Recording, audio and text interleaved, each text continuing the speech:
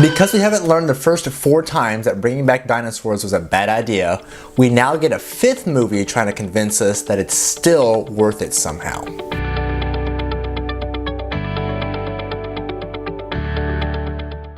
Hi, I'm Isaac and this is Movie University. On this channel, I do a wide range of videos about the movie industry to include reviews and educational documentaries. So if you like what you see today, consider subscribing. So Jurassic World Fallen Kingdom picks up 3 years after the last movie. The volcano on the island where Jurassic World theme park is located is set to go off very soon. Claire is contacted by a friend of a former colleague, and together they set out to save as many dinosaurs as they can from the island. Because Hollywood editors in today's day and age suck at their job and give away major plot points in the trailers, they're gonna sell them. Not Blue. They need it for something else. It was all a lie! You already know going in that Claire is betrayed and the dinosaurs are going to be auctioned off to the rich. The story in Fallen Kingdom is really lackluster here. It's not the story itself, it's the presentation of information coupled with some mediocre acting. For starters, the reasons the writers give to bring back the characters of Owen Grady and Claire Dearing are boring. There are numerous other personnel from the park staff that could have been contacted and brought back besides Chris Pratt and Bryce Howard's characters. But what would the new trilogy be without them, right? Once our protagonists leave the spectacular special effects ridden island behind, the story slows down quite a bit on the mainland.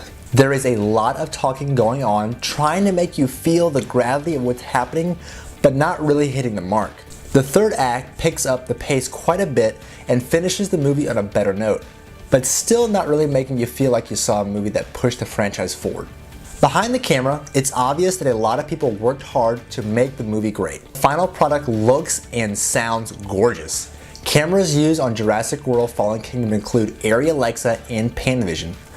The movie itself was recorded in 6.5K, so when it's released for home media, it should look amazing on your 4K TV. The visuals are stunning with exquisite detail and great colors giving a pleasing aesthetic. The HDR for this movie is nice, but I don't believe it's the best I've ever seen. Blacks are fairly deep without disappearing completely, but at times do seem a bit washed out. The highlights also seem a little too bright to me. The oranges and reds that come on screen during action sequences really stick out quite nicely because of the blue and green hues that are constantly on screen. The sound editing for Fallen Kingdom is fantastic. My local Regal RPX has an Oro 3D surround sound system built into it, which I believe to be superior to Dolby Atmos and DTS:X in regard to both directional and vertical audio.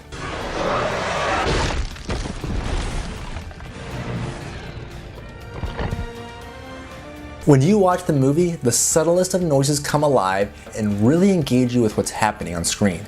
You can tell the audio engineers put a lot of time into mixing the tracks here. All the speakers seem fully engaged during the action sequences, drawing you in that much more because of the realistic positioning of the sounds. The acting in the movie is another area that Jurassic World seems to miss the mark. Let's be honest, Chris Pratt doesn't act. He just plays himself. We all overlook this though because he has a likable personality and is funny. Another person you might like is Justin Smith, who plays the part of Franklin Webb, one of Claire's assistants. It's not so much his acting as his amazing girly shrill he does so well that'll bring a smile to your face. However, almost everyone else in the movie is a B actor hired in an A budget movie. Michael Giacchino's music score is another area that disappoints. While he uses some familiar tunes from the Jurassic franchise to hook you in for nostalgia reasons, all the other music in the movie is generic and disappoints considering his credentials in Hollywood. The biggest accolade for this movie has probably got to go to director Juan Antonio Bayona. Unlike the first movie, which I thought was very boring, Bayona brings a new feel to the Jurassic franchise that I picked up on immediately in the first 10 minutes. Editing and camera direction are all evidently different from the last Jurassic World in a good way. For instance, even though you know the main characters are not going to die, Bayona creates some genuine moments of suspense.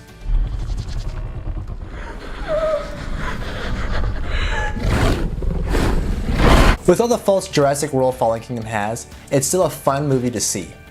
The presentation of the film from post-production staff is done well, and there is a lot of humor spread throughout, allowing for a fun popcorn flick during the summer. Tell me what you thought of the movie in the comment section below, and be sure to subscribe on your way out. I'm Isaac, and this is Movie University.